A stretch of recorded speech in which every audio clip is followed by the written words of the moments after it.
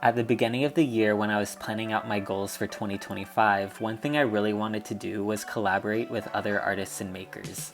And even though it's already the halfway point of the year, I'm really excited to share my first collaboration with Daniel Vu. Daniel is a ceramicist from the East Bay, and we actually met last year at Renegade Craft Fair, and we were booth neighbors. We did a little art trade where I got one of his small bowls and he got one of my art prints. For this collaboration, I'm decorating some of his ceramic cups and putting my own underglaze design on them. I'm gonna start painting the underglaze onto the cups that Daniel gave me, and one thing that he also made that's gonna be super helpful is this little test tile cup. And you can see this is what the finished clay color is gonna look like. And he also showed me some different layers. So he showed me 1 layer, 2 layer, and 3 layers of the different colors. So it's gonna help me figure out how many layers I want to do to achieve whatever effect I wanna have. So for the black, you can sort of see that 1 layer is probably gonna be good enough. For something like the yellow, you could see 1 layer, 2 layer, and 3 layer, and the yellow, since it's a little lighter, it's really gonna need all 3 layers if I want that to show up nice and opaque. And then for something like blue, you can see how the different layers sort of build up that opacity depending on what effect you're going for. When we first started talking about this collaboration, I wasn't really sure about how I wanted to decorate his cups. I wasn't sure if I wanted to make something completely original, pull something from my past paintings into these, but one thing that I really liked about Daniel's cups was that he had all of these really fun sad face drawings that he drew onto his dinnerware. Things like clouds, stars, flowers, and even microwaves found themselves all drawn in the same blue underglaze and all adorned with a sad face. When talking to Daniel about what I wanted to do for my cups, he only gave me one rule, which was any face that I painted had to be a sad one. When it was finally time to decide what to paint onto the cups, I decided to repeat some of the same imagery I was used to painting in my acrylics. I chose subjects like plants, fruits, vegetables, and other foods, and added a frowny face on top to sort of mesh our styles together. While this is my first time getting involved in functional ceramics, this actually isn't my first time working with clay. In college, I took 2 quarters worth, or about 20 weeks worth, of ceramic sculpture classes where I focused on hand building techniques. These were very introductory courses for me, and they were also the first art classes I took in college.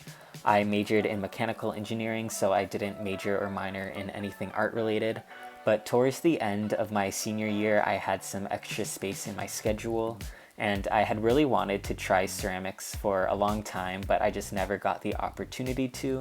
So I thought this extra gap in my schedule would be a great way to try out this medium for the first time. Anyway, back to the cups I'm painting here.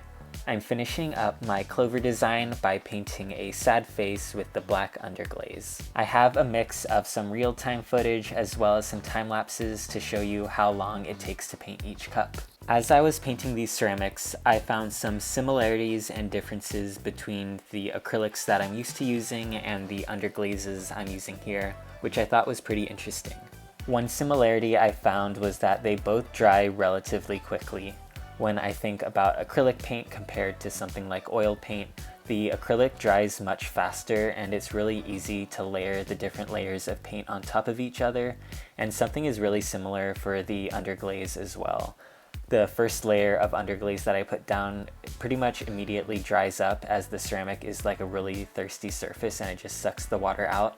But even the second and third layer also dried relatively quickly, and I was able to paint right on top of it once I was done with the previous layer.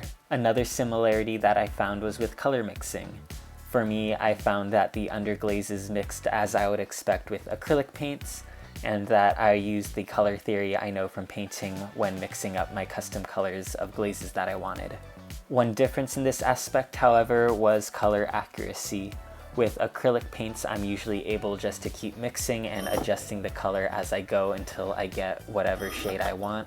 But with underglazes, the color I mix isn't exactly the same color as the color that comes out of the kiln once it's fired. The underglazes also lighten in color as they dry on the ceramics, which makes it hard to compare when trying to figure out which colors go well together, or when I'm sorting out the contrasts I want to have in different sections. Since I only had the test tiles for the pure primary color underglazes that I showed in the beginning, I had to trust my mixes a lot more and trust that they'd come out the way I expected them to. When I do the final reveal of all the ceramics at the end, I think you'll be able to see that all of the colors came out mostly as I had expected, which is really exciting to see. But one challenge I had was with the green colors I mixed. I think the blue coming out of the glaze bottle was a little more watery than the other glazes I worked with, so I think it was not as strong or potent as some of the other pigments, so the greens came out a little paler than I was hoping, but I was still able to see that color show up, so I was happy regardless. Another thing I noticed was that for some of the shading I did on a few of the fruits, it didn't come out as strong as I had hoped. I think this is just because I did one layer of shading just because I was worried it would show up too dark if I did 3 layers of the base color and then 3 more layers of the shadow color. So this is just something I'll take into my lessons learned if I do more cups in the future. One other difference I noticed myself doing when painting with underglaze instead of acrylic was I added color only where I wanted it. You can see on this tomato, I'm painting in between the leaves, making sure not to cross the red and the green areas.